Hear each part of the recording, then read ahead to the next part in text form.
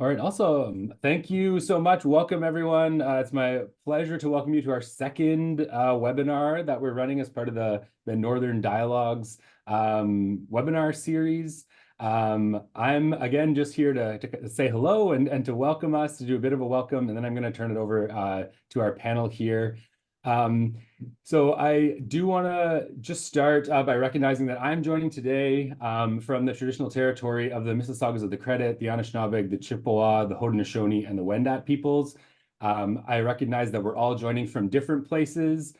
So I encourage you to take a look. If you're unfamiliar with the territory you're joining from, I would encourage you to check out this link I'm going to put in the chat for everyone, so you can do a bit of learning. This is a part of the kind of initiatives that we're doing with the conference. We're trying to connect people and engage in these conversations. So we recognize that people are joining from all different places. I will leave it to our panelists to introduce themselves and where they're coming from as well. But I encourage everyone to check this out on your own as we're having these conversations. And then I also just wanted to make a quick plug to recognize that this is part of a broader series of events. So this is our second webinar, and then we have an upcoming event that will be a in-person conference in Whitehorse that also has a virtual component. So if you're interested in the conversations today and you want to learn more, I would encourage you to check that out and just to watch our website for those different things as they get updated. We'll continue to share the resources and the recordings so that you can check them out as they come. I don't want to take too much time, so now I'm happy to pass this over to Dr. Audrey Giles, who will be facilitating the conversation. I will just recognize that if anyone has any trouble, you can catch me or Vivian. Our emails were attached to the communication that you would have had. So if you're having any trouble throughout, feel free to shoot us a message and we will manage the tech stuff on the back end. And with that, I'll turn it over to you. Thank you so much, Audrey, and have a great discussion. Thanks, Kyle. Hi, everyone. My name is Audrey Giles, and I'm a professor at the University of Ottawa in the School of Human Kinetics. And I have been I've been working in the North since the late 1990s. And I was really excited to put this webinar together. We have an all-star cast. David Silas from Yukon University was supposed to join us, but he wasn't sure that he'd be able to make it because he had to travel in the end. So we apologize for the false advertising on that, though he may still pop back in. It's really great to have two panelists with very different kind of backgrounds and experiences. Gwen, as I was like cyber creeping you, I realized we were at Queen's at the same time. We overlapped. So that's kind of interesting. We didn't know each other there. So I'm going to ask the panelists to introduce themselves. We'll start with Gwen and then go to Manny. Gwen has a brief PowerPoint presentation to share, and then Manny will give a bit more of a background about kind of some of the work that he's done, and then we'll have some, I have some questions, and then we'll field questions from the cyber world as well. So just to note that this webinar is an hour, not an hour and a half. So Gwen, I'll start with you. Could you please introduce yourself? Sure. Nako make kaya na make Gwen Healey Akearok yung ikalang mutaw yung isum noktoyo yung Qaujigiartiit no navumi.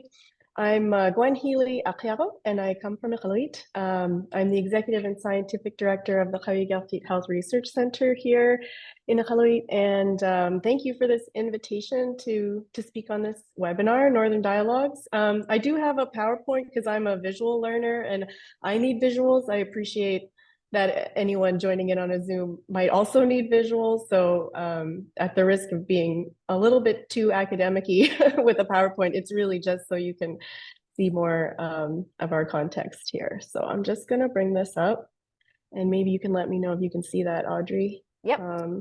Yeah, okay.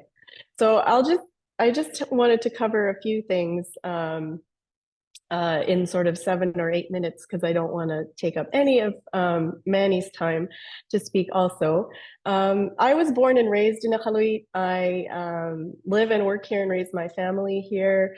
I'm formally trained as an epidemiologist and public health researcher, but heart trained by Iqaluit, who have taught me everything I know about health and well-being, and that continue to nurture my growth and understanding of health and well-being as we continue to move through the life spectrum. And I have 2 beautiful daughters here in the photo, and my husband's originally from Senegal, but has spent most of his life here in Iqaluit as well.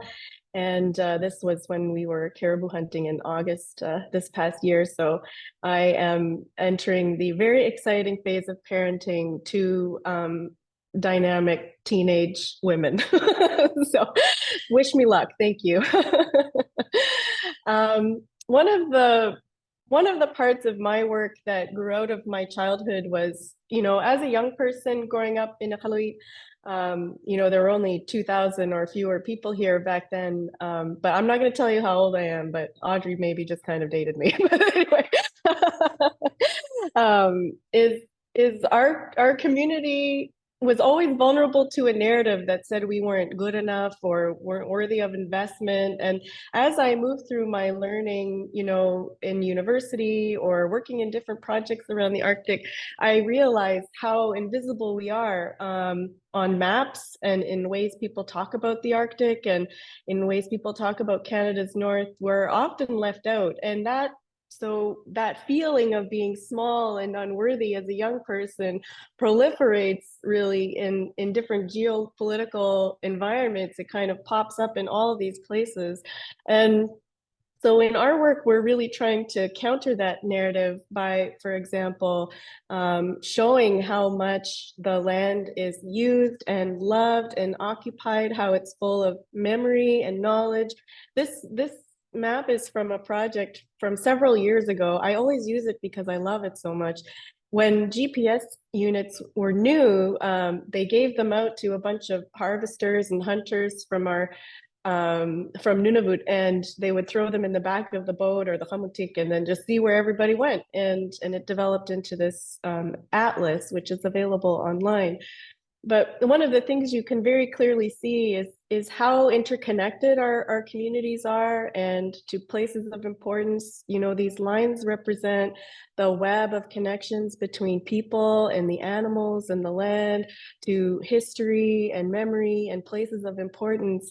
And for oral storytelling people, like in our communities, this map actually really represents an encyclopedia of knowledge, because so much knowledge is embedded in all of the different place names and locations and sites, like all throughout Nunavut. So it's very much loved and used and occupied land, as as inconvenient as that is to the map makers who like to make it all invisible. And so much of our work at Qaujigiartiit is about elevating that idea that health and well-being is situated in a holistic worldview, that the land around us and the animals that people have connection to and human beings are all interrelated and interconnected in many different layers in many different ways. So we work to showcase what that looks like from the worldview of our communities. So we're all Nunavummiut. We're working for the health of our communities. We work on projects that our communities bring to us, health questions that people come with. And our center, Qaujigiartiit, really grew out of a climate of researchers coming here and studying what they wanted or whatever they were curious about, and then leaving and going off on their own career track or tenure track or whatever it was. And that wasn't serving Nunavummiut at all. And so our center grew out of that. We needed a place for our students and our researchers. We needed a place to answer our own questions and have the data here, have it used for the betterment of health of our communities. And so I co-founded Qaujigiartiit in 2006 with one of our late elders to be a place for Nunavummiut and for the knowledge of our communities. And so since then, we've grown tremendously. We have a new facility here. I'm joining you from our research library in our new building in Iqaluit. And we have 14 full-time staff and any number of graduate students and summer students. And we just keep growing because now our focus really is on elevating Inuit worldviews and perspectives, Inuit methods, and research processes into our systems, because the sort of traditional academic approaches that are taught in university, like that I learned in university, are not always in alignment with the approaches and methods that come from our communities, because they're often based on different value systems. So we work to elevate those into our spaces and into our learning environment, so that our students are learning what they need to and want to learn in order to make a meaningful impact in our communities in the future. So I think I just said all that. Now we have lots of we have lots of staff and lots of people working all over Nunavut with us. At the end of the day, this is who we're serving. One of our elders, when we were talking about, we have an elders gathering every year. They're really like our brain trust, and one of the elders said, well, the process to becoming a good researcher starts in childhood, that you have to be made into a good person, that you're able to observe and serve others, and then you'll be able to be a good researcher because you'll have learned those skills from a young age. You're built that way. And at the end of the day, research is a service to these people who have no faces yet, because they haven't yet come to be. There are grandchildren's grandchildren, they're generations down the line, and that's who we're working to serve. So there may be short-term outcomes from our projects, for example, but really we're taking the long view to our work. What are we doing now to impact generations down the line? And so this is always the reminder that what we're doing should be of service to others. And that the way we work is often based on our strengths. So back to the beginning of what I was saying, we're just vulnerable to this dominant narrative that is what's the word I'm looking for? I'm just recovering from a bad cold, so my head is still kind of foggy.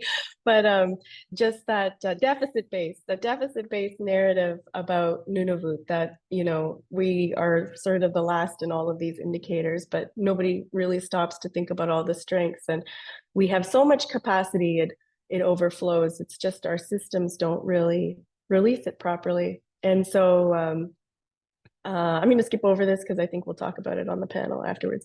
But in the big picture of what we do, we conduct the research studies that we're asked to, but then we work with our communities to develop the solutions that go with them. So often that means evidence-based programs that we then go pilot and help our communities run and develop, or new interventions like apps and websites and teaching tools, books and resources. We kind of go in every direction, because evidence that sits on a shelf doesn't help anybody. It's all about evidence and action. That's the only reason to do research.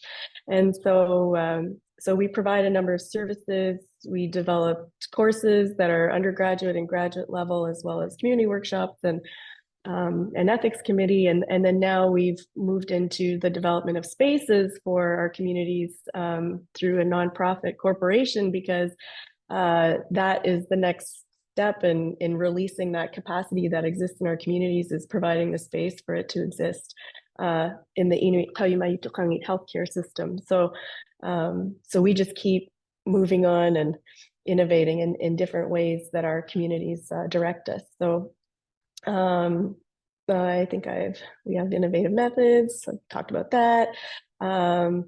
What makes us unique? I'm just going to skip ahead because I really want to hear from Manny. So what we've accomplished, we've been elevating Inuit research methods and pathways to well-being into the academy. We've brought over $55 million into the territory since 2006. We've had more than 2,000 Nunavummiut go through our courses and our programs and training opportunities. And we've provided employment to more than 150 Nunavut students and community members since we started. And this is our brand new building. It's called Inusukvik Community Wellness Hub. And we designed it so that our organization is existing up on the second floor, but the whole ground floor is for community wellness programming and a new early childhood education center. So we're trying to build the infrastructure that supports those pathways to health and well-being to flourish. So that's it for me. That's my little intro. So, thank you. All right. Thanks so much, Gwen. That's awesome. That's so exciting. You have so many great things going. I know we were going to lose Manny for 2 minutes, I think, potentially. Manny, are you there? You are there. Yay. Yeah, would you like to introduce yourself and talk about kind of where you're coming from and some of the work that you've done? Sure. Kuyanani Ublami, thank you all for coming today. And my name is Manny Kudluk. I'm an Iqaluit from Sachs, Harbour, Northwest Territories. I've been involved with politics from a young age. Our land claims allows us to join at 16, so we don't vote till 18, but that allows younger people to experience meetings, which back in the day were something else to watch. Now they're fairly set out, but I've been involved with a number of research projects since I was very young, both as an environmental and wildlife monitor, to helping form networks like PermafrostNet, which is hoping to have a number of college level or university graduates that specialize in permafrost. And I just get energized when I talk to a lot of people, and I come from a small community of 80 people. So anytime I get to leave and visit, and I've been on trips with Audrey, and she helped me develop my cold water survival course and my pleasure craft operating permit course, which really opened up some doors to me on what I should be doing for the future. So my young life was basically in politics, learning the ins and outs, small town and big city politics, which are two different levels that you really need someone to guide you through. Especially small towns, if you make a small misstep your first day, it's basically done for you. So there's a lot of things that I believe research needs to do in the next few years, and one of them is just learn where you're operating. And I'm also the resource person for the Sachs Harbour Hunters and Trappers Association, so our committee. So that too is a day-to-day meet and greet with researchers. I get to see a lot of the ideas form and watch them grow into grand plans. One thing we've done at the HTC is we've started denying blanket applications. We find a lot of researchers look at a map, see Sachs Harbour, and think, "Oh, I'll add that to my research, and I'll get an extra $50,000." And they don't come here. So we've gotten into the practice of denying anyone that isn't coming to our community, and it's helped us make personal connections with a lot of these universities now. Like I know so many universities and so many people that it's a wonderful network, and these people all sort of I vampire their energy off them. They're very educated. They love to learn. They love to ask questions, and I kind of love to talk. And that's my other sort of profession. Is am a guide, and I've been guiding since I was 16. And I don't want to date myself with age like the rest of the panelists, but I am slowly hitting that 50 mark. So I've been doing a lot of this for my whole life, and I've got more or less the. I've never been educated in politics, but I've learned all on the go. So I've kind of been taught sink or swim sort of style, and I kind of enjoy that. And that, in a nutshell, is me. I posted a link to my website if there's another bio on there that I might have forgotten. So feel free to look at it. And Great. yeah, thank you for inviting me, Audrey. I'm always glad to be a part of anything. Well, thanks so much, you two. And I think you hit on some really important topics right away. So one of the things that I really wanted to get at this webinar was kind of pushing back against this idea that we need to build capacity in the North, because I think there's a ton of capacity to draw on already. There's some really talented people. And I think often researchers show up and think that people don't know anything and that they are the experts. But I always say, researchers aren't the experts if they have to go to talk to people to find out what they're, what they need to know. So I think that, community members are experts in and of themselves, as you two have shown. And so, Manny, you mentioned that you're rejecting blanket applications. So for those of you who don't know, to do research in the territories, you have to have a research license. And so and I'm maybe not as up to date with Nunavut because I haven't applied for one there in a while, Gwen. But basically, you need permission from the communities in order to do that research. So Manny, could you talk a bit about some of the kind of applications that you get that are clearly kind of starting to get off on the wrong foot? Like you talked about it, you show up and you make one small mistake, you're kind of sunk from the start. So what are some mistakes that people make in their research license applications that you see? Maybe we could just start with that. Yeah, of course, the biggest one is always no consultation. If you get a research idea for the Arctic, your first job is to contact someone in the Arctic and see if you're even doing something that's worthy of research, because we get a lot of stuff that's a duplicate. I know ARI, or Research Institute, and CHARS have a system in place so that all researchers come together in one institute, so no one's duplicating anyone's work. You're not over researching people, because that's one of the things I learned in my first few years politics, or the junior politics, was Inuit and Inuvialuit are some of the most researched and studied people on the planet.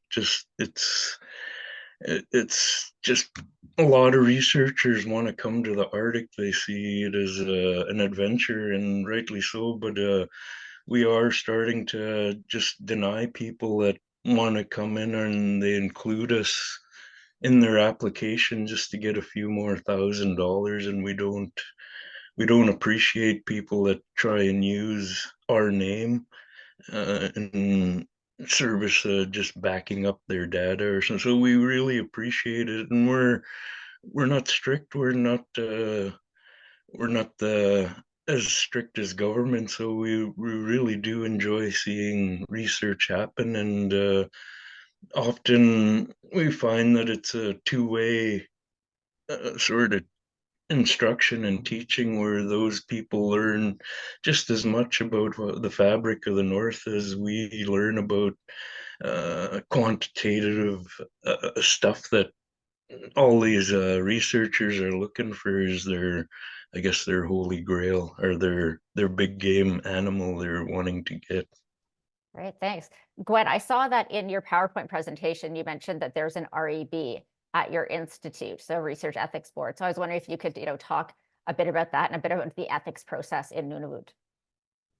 Sure. Well, actually, I can comment too on your first question around Please. licensing. Yes, So absolutely. we have the same act as the Northwest Territories, the Scientists Act, and so the Nunavut Research Institute issues licenses through an application process. And I've been a reviewer for almost 20 years on the health ones. I've recently just pulled back because the volume's too high for me now. But we work as a team. So just on licensing for the health ones, the government of Nunavut and Nunavut Tunlavik and our organization have worked collaboratively on that licensing review process for health related applications, and we've set the bar extremely high now, to the point where researchers have said, you make it too hard and we don't want to work with you, and then we're like, okay, that's a pretty good indicator that you probably shouldn't be working here.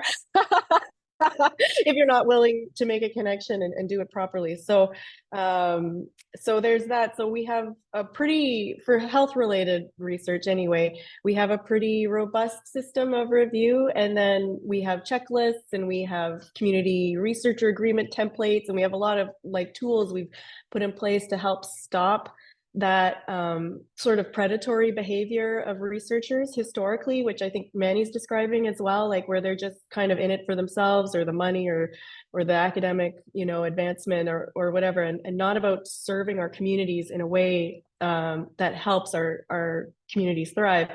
So, so there's that. And then for our REB, our ethics katimai is what it's called. It's just for our institute. So it's our REB for all the research that goes through our institute. And it to be an REB in Canada, everybody has to go through the Tri-Council policy statement training, but we also have an Inuit ethics training that all our members go through. It's also all by volunteer. So all of the members of our review board are volunteers, and our number one requirement is that you have to demonstrate love for our communities in some way. Like that is what it means to be ethical and moral and grounded in the work is you have to care. And so and because our REB is for health and well-being related research, you know, often people are in a caring profession or caring field and want to see people thrive, and so our board members all are there because they want to make sure our communities are protected and served in the best way possible.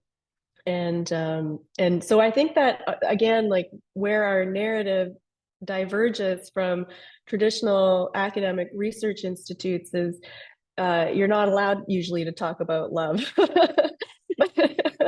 But it's a fundamental Inuit value. And so in our work, you know, it drives a lot of what we do. Like we care about our communities, we care about our future generations, and we see research as a community service. So it just it looks a little different than all the people who go like, oh, I have to go through ethics review at my university, and it's like a paperwork exercise that's a burden. But we see ethics review as a privilege. Like this is the idea, you know, our collective has. This is where we see an opportunity. What do you all think about it? Like that's an opportunity to get feedback and clarity, and from people who are smarter than us. So who doesn't want that? It's really we see it as a privilege to have an ethics review board that is thinking about things in terms of the Tri-Council policy statement and Inuit ethics perspective. Oh, I don't think we can hear you. Thank you. Just saying that's super interesting. It's great to have that kind of expertise in-house. And yeah, just maybe I can ask you and then go to Manny. Can you talk? I think often people imagine that the only capacity that they can work with Inuit in is them as their research assistant or the person holding the gun while they're out, you know, on the ice. Can you talk a bit more about the ways in which Inuit drive their own research and the roles that they play, and just how they can not only support researchers from the South, but actually be co-researchers too, or lead the research, of course. Was that to me or to Manny? Yeah, can I start with you and then we'll go to Manny? Oh, sure. Yeah, okay.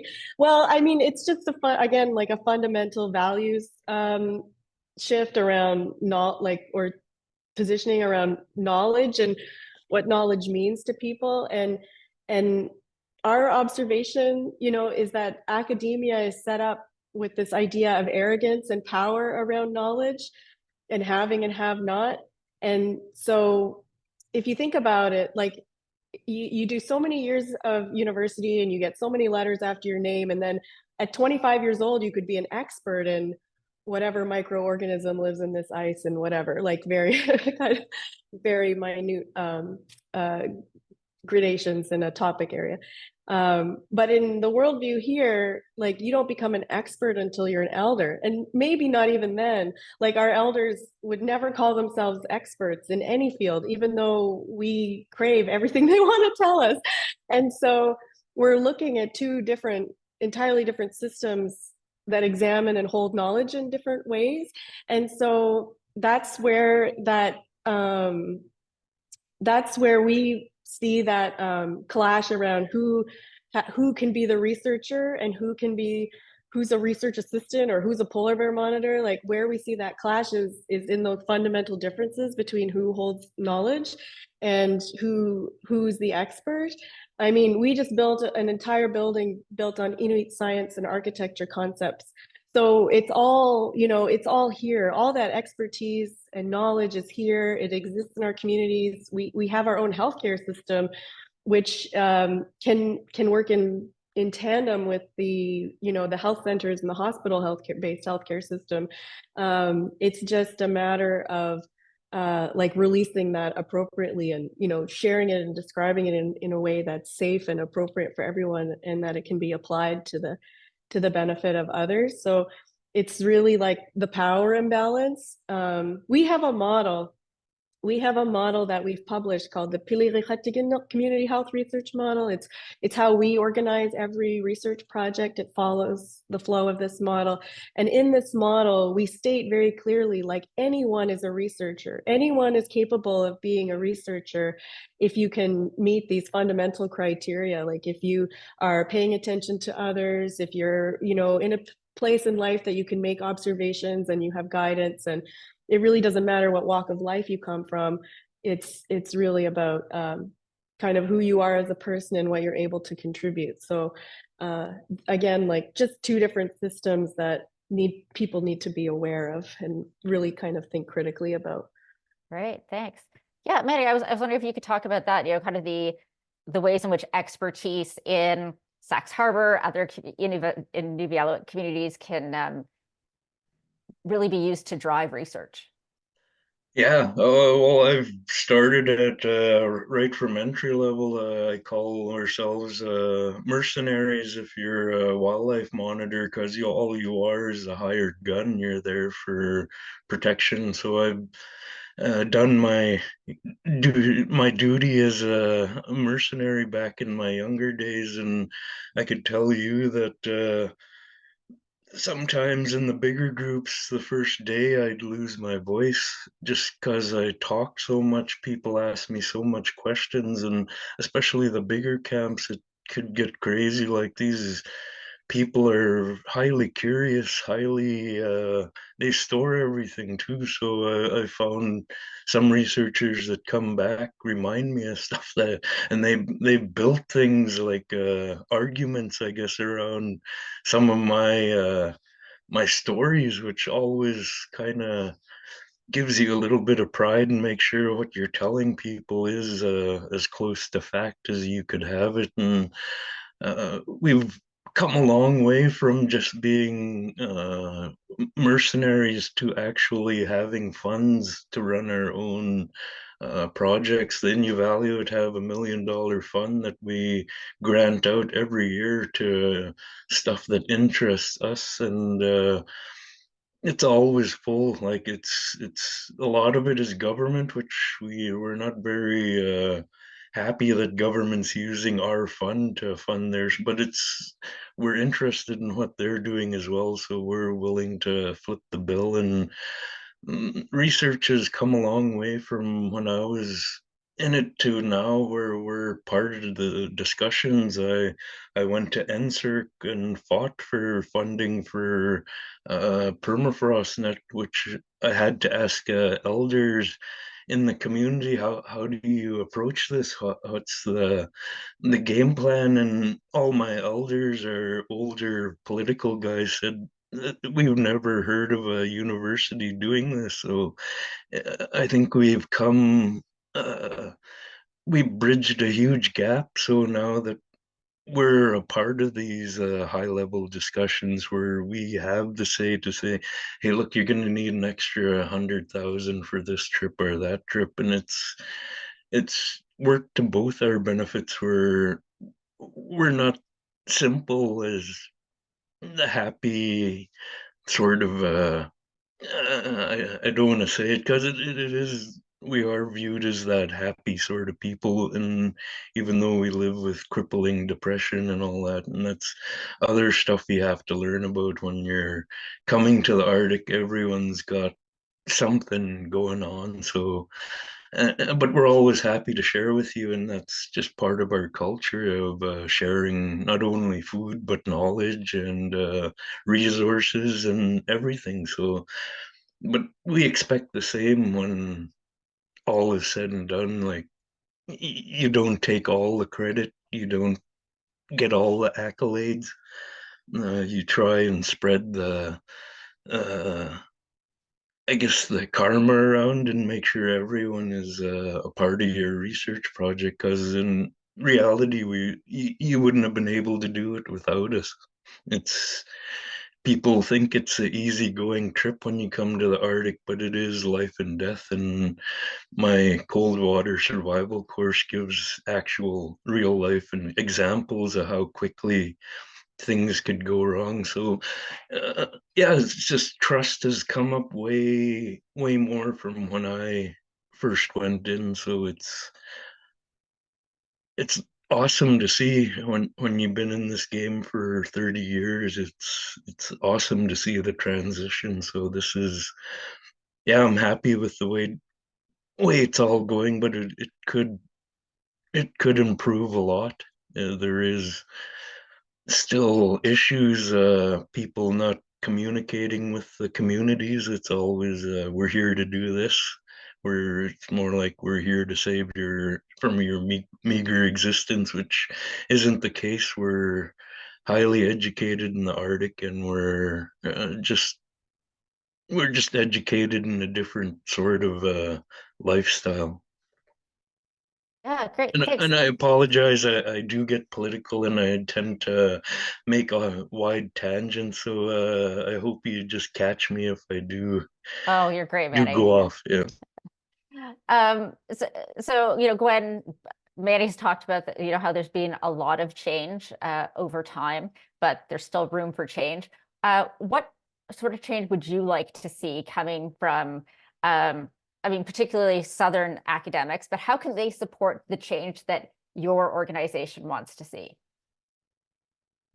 That's a really great question. I think, we do see a shift like over the years, toward um, how we want to see things done, like in terms of developing relationships and making connections, terms like knowledge co-creation didn't even exist 20 years ago. So, we are starting to see some of those shifts. And then, there are I find it's really relationship based. So if someone is willing to make a connection and sit here and visit and talk to people, like those are the people we want to work with, develop research projects with. Like we get cold call emails like constantly, several times a week from people who are curious, I've always wondered about this or climate change, and, you know, they Googled us, and so, and they want to form a partnership, but that's not how we develop partnerships. Like usually we share food together and we'll talk, and we have to understand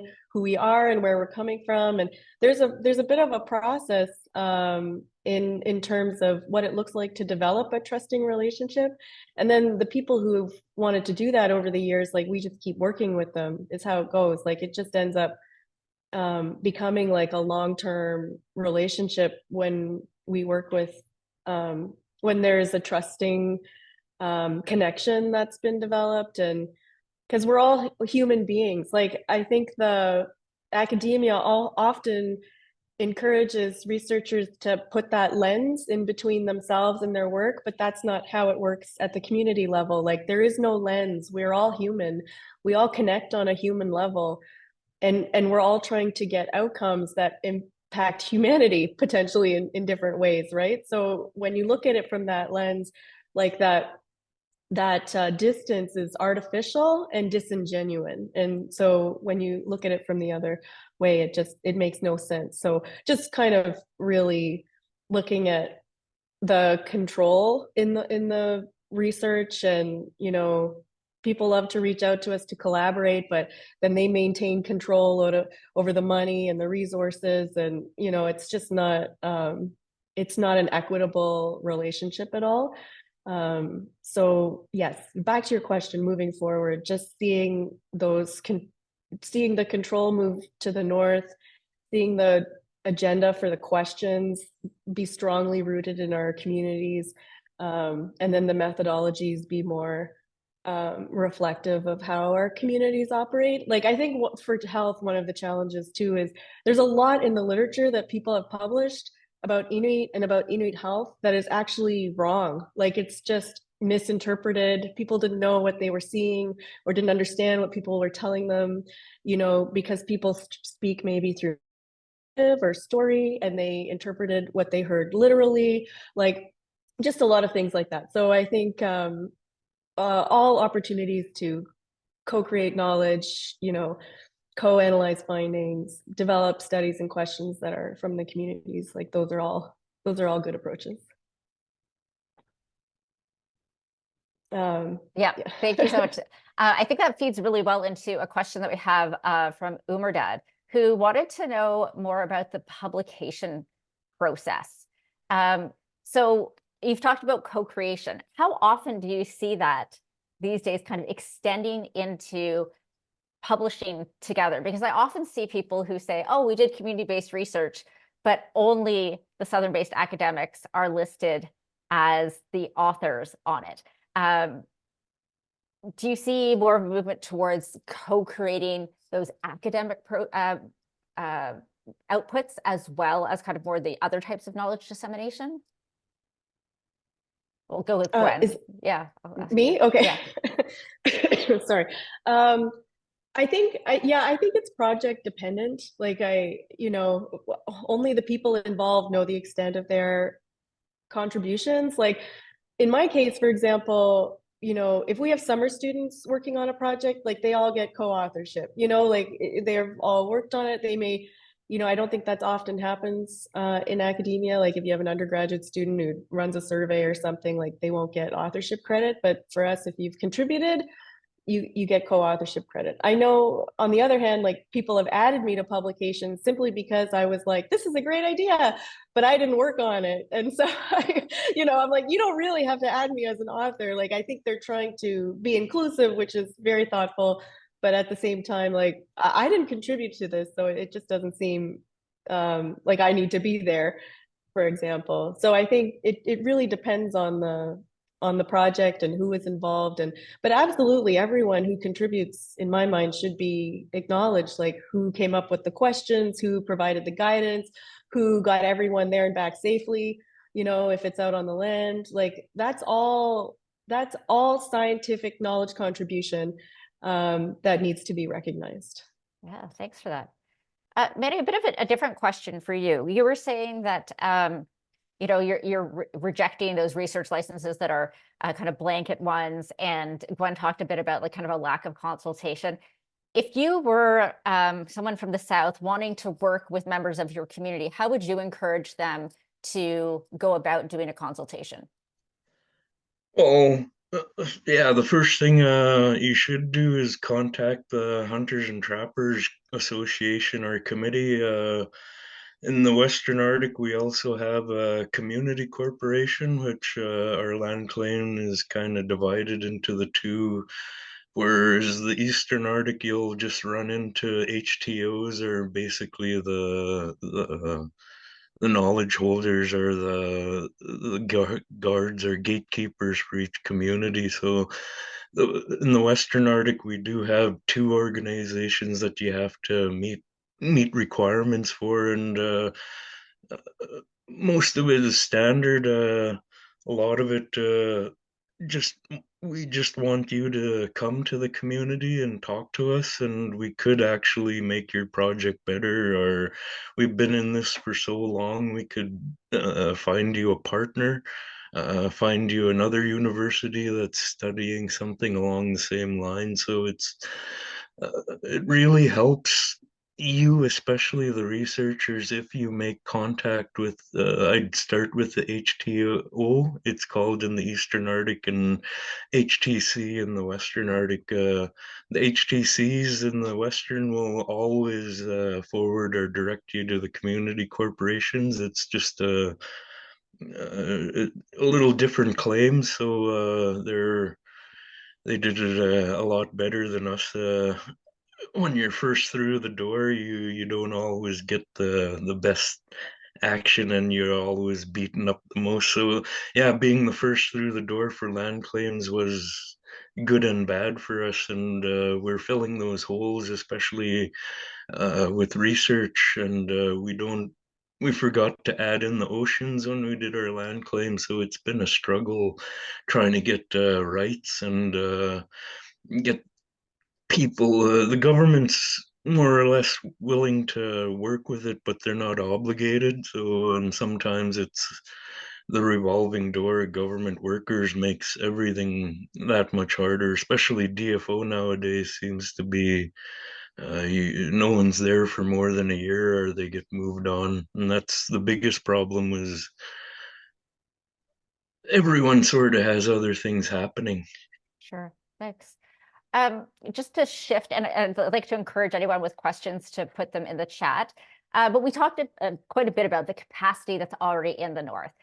Gwen, are there gaps that you see that you would really like to see addressed in the capacity that Northerners have, particularly, I guess, in Nunavut, for instance, to conduct research themselves? So what are those gaps, and how do you see them being addressed? Well, I think we see big sort of structural like determinants as a problem, like like housing, water. Like we're still working on those basics, you know what I mean? And meeting the basic needs of the health of our population so that people are in a place to actually look around and see the challenges and think of the solutions and do the research. Like we're still there. And then big like infrastructure challenges, like even the internet, like all during COVID, everybody switched to working online and work from home, and we're like, we have nothing. Like our kids were getting photocopies from the school that we had to go pick up, and we couldn't connect to anyone. So we were under a travel ban, right, for 2.5 years. And my first trip south, I went to Ottawa, and my there was like 5G cell phone service, and I was like, my mind was blown. Like I was like, this is what you guys have been working with, and we still can't have a video on our Zoom. Like it's like basically as bad as dial-up. So it's those big infrastructure pieces that keep going to universities for research instead of coming north. Like we need the good internet access, we need space, we need facilities, we need our young people to get into courses, and we need those courses to reflect the type of learning they want and need. And it's really like we have so many brilliant people and there's so much knowledge and science, we don't have any real infrastructure to support it. Like Qaujigiartiit is very unique. I know there's a similar institute in Yellowknife as well, the Institute for Circumpolar Health Research, where we're community-led nonprofit research institutes that are not under the umbrella of a university.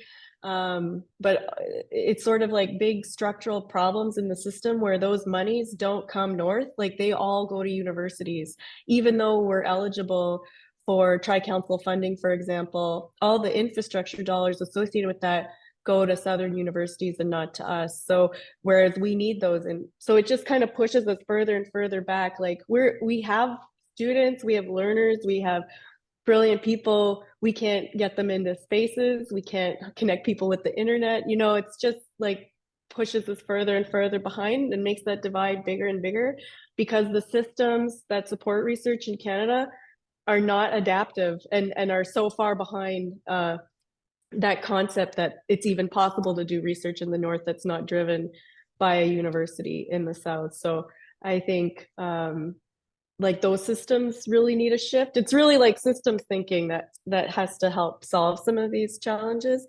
And then people like us at the community level who keep yelling about it. Yeah, that's great. Manny, how about you? What do you see as some of the challenges of having, I guess, community-led research and some of the gaps that you'd like to see addressed? Just the biggest challenge is networking and finding which people are actually have divisions in their universities. And once we've established like University of Victoria, University, oh, there's so many. I get like right now it's March Madness, so trying to get universities to pay is always interesting, and that's also one of the challenges of research is trying to get the money into the community in a quick way. I think it's come a long way. It used to be 6 months. Sometimes we'd wait for a payment even for someone's salary for a week. So now it's down to 30 days. So that's one of the better, I guess, success stories is we are able to pay our workers quickly, and that creates an environment where there's always more research assistants and more wildlife monitors or environmental monitors. And there is a big difference between a wildlife monitor and an environmental monitor, but both of them are sort of grassroots research. They're just researching the researchers. So they're researching them on behalf of the HTC. So there are our trust, I guess, are sort of making sure the researchers are doing what they've actually stated they were going to do. We've had a lot of them go chase wildlife when they're there for geology reasons or aquatic reasons. So there's a lot of this cowboy mentality that used to be in research. When I started with birds, especially, the thought of the day is, what kind of bird is that? And you pull the trigger on your shotgun, and that's how you identify a bird. So now we take our time with high-powered binoculars. So yeah, I guess that really dates how old I am and how long I've been in research too. So, but I'm glad that these challenges we're all facing are all getting solutions. It may not come fast enough for some people, especially the communities who want to see everything sort of perfect. So they're not hassled, but it is a learning curve. And I think the universities and the communities have learned how to move forward at this where we're not we're not at ends with each other. We're actually looking for the same outcomes. Sure. Thanks, Manny. So we have a question from Cynthia. So we'll probably use this as the last question so we can wrap up on time. So I think, Gwen, this is directed towards you. So do you know if the Fulbright Arctic Initiative has meaningfully included Indigenous peoples or representatives? There are vague documents. There's the vague documents from Indigenous peoples organizations representing Arctic stakeholders online, but Cynthia would like to know more about this. Yeah, I mean, I'm not a spokesperson for them. I was a participant for sure. And I think on the last cohort, I watched their webinar series from Washington, and they had a whole panel of the Indigenous scholars in the Fulbright Arctic Initiative that provided a really interesting commentary on their experience. I think I would direct that question to Fulbright. Yeah, I mean, I know when I participated, we had lots of really cool speakers working with us from ICC, from different Inuit organizations, and when we were in Finland with the Sami delegations there. And so there's lots of opportunity to keep learning, I think. Great. Okay, Kyle, should I just kick it back to you for the last few minutes? Yeah, awesome. I just want to wrap it up quickly by saying thank you all so much for taking the time and for speaking with us today. Yeah, just keep posted to our webpage, and all this stuff will be shared there as well. And so, yeah, thank you all again so much. It was great to see you all on this Monday afternoon.